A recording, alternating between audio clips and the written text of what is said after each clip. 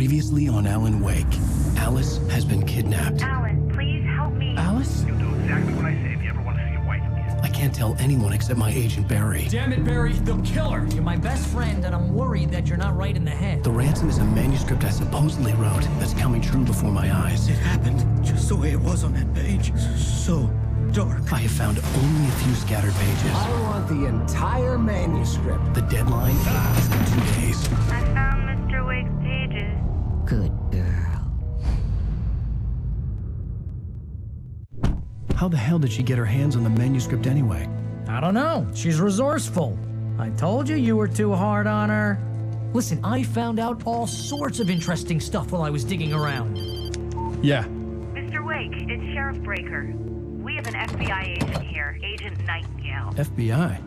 He's anxious to see you. You'd better come to the station. Okay, I'll be right over, Sheriff. Let's make this quick, huh?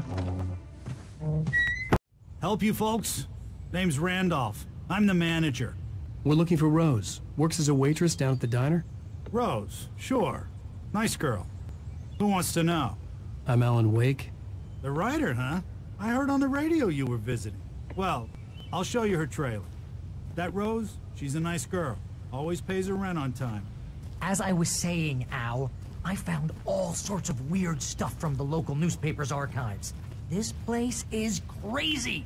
Disappearances, mysterious deaths, urban legends come true, and get this, most of this stuff takes place around Cauldron Lake. Well, you ain't wrong, mister. The Indians thought the lake was a doorway to the underworld. I'm the God-fearing type myself. I don't hold with that sort of thing. Yeah, okay. Anyway, there was an island there owned by a guy called Thomas Zane. Now, some of the articles I found about him make him out to be a famous writer, but I ran a bunch of searches, couldn't find a single thing he wrote. Zane was heavily into diving, so much so that the place came to be called Diver's Isle. But the volcano under the lake erupted in 1970, and Zane went down with the island.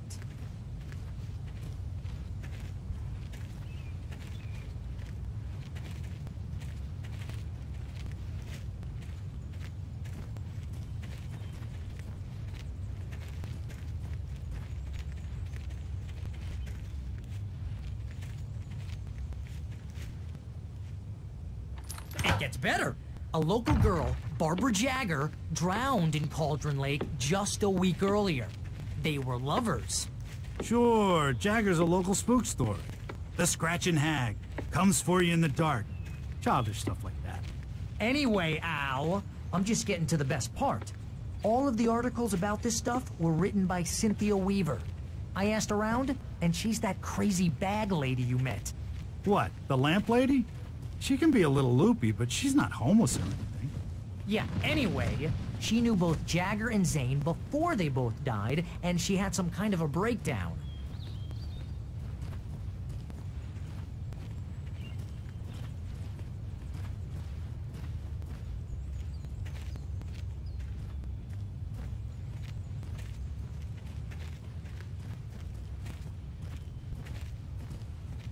Well, mister, this here's Rose's trailer. You mind me asking what you want with her? We're just here to talk to her, pal.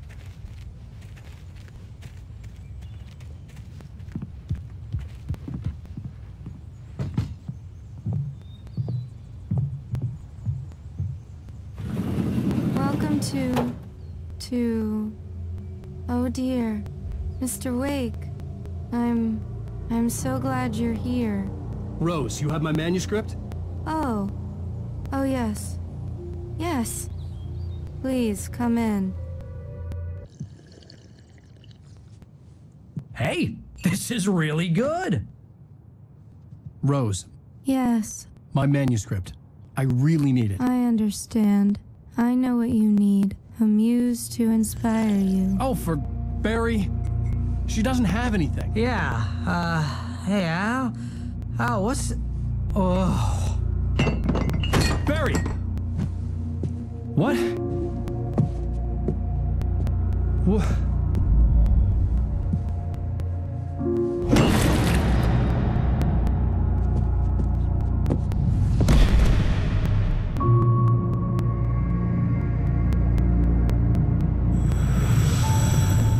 coming for you, hiding in my barber's skin. I'm too weak to stop it. You must turn the lights on. I promised I'd come visit you and your lovely wife. You must finish what you started. I insist. You must turn the lights on. Turn the light on. Back to work, boy.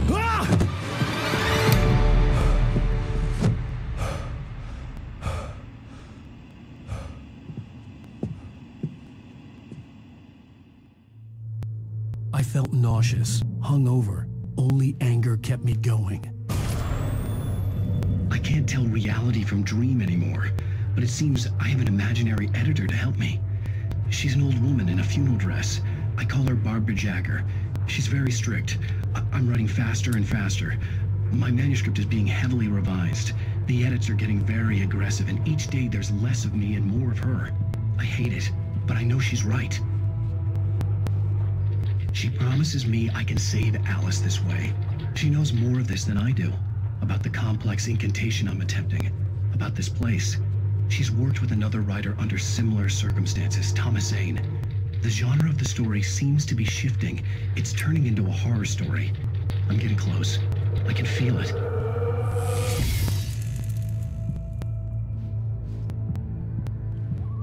Rose took a day from me. I had less than 12 hours left to meet the kidnapper. All I could do was get Barry into the car, work something out once I got on the road. Welcome to the Oh Dear Diner. What can I get you today? Coffee? I couldn't work up much hate for Rose. Something had used her to get to me and left its mark.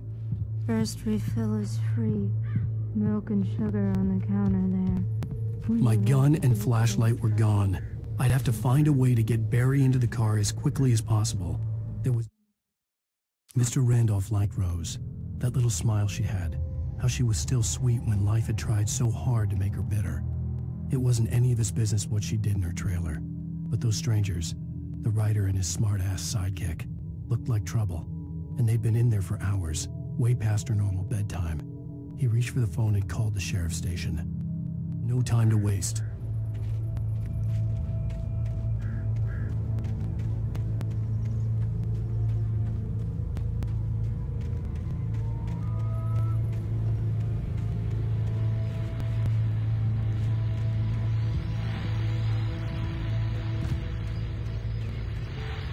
I just stepped outside to catch a breath of fresh air. Let me tell you, the weather's getting heavy. Nights like this make me especially glad I'm here talking to you and not home in bed. Once the weather takes a turn like this, I can't sleep at all.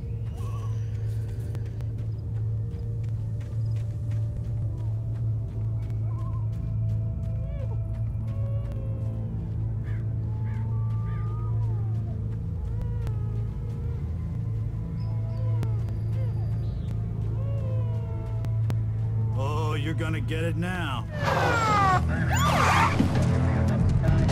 God knows what you've done to that poor girl. This is Agent Nightingale, FBI! Get him up, Hemingway! You're under arrest! You move a muscle, I'll unload right in your goddamn face! Stay right where you are, Slane!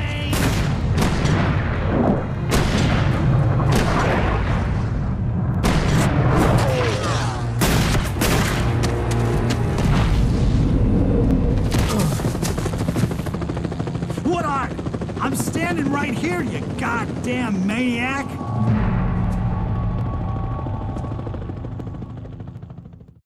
I hated to leave Barry behind, but there was no way I'd miss my appointment with the kidnapper. Give it up, Mr. Wake. Come on. Take it easy. Get after him. Don't let him get away. Move it. I'll have you, John. Let him get away.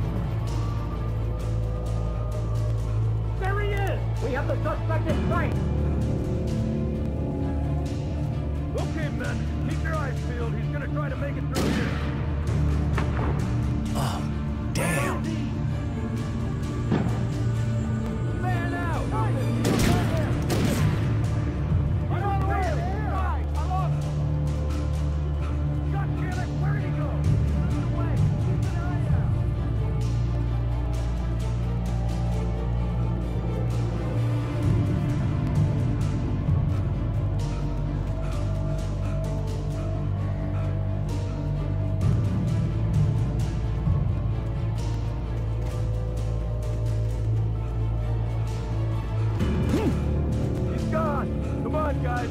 We need to head him off.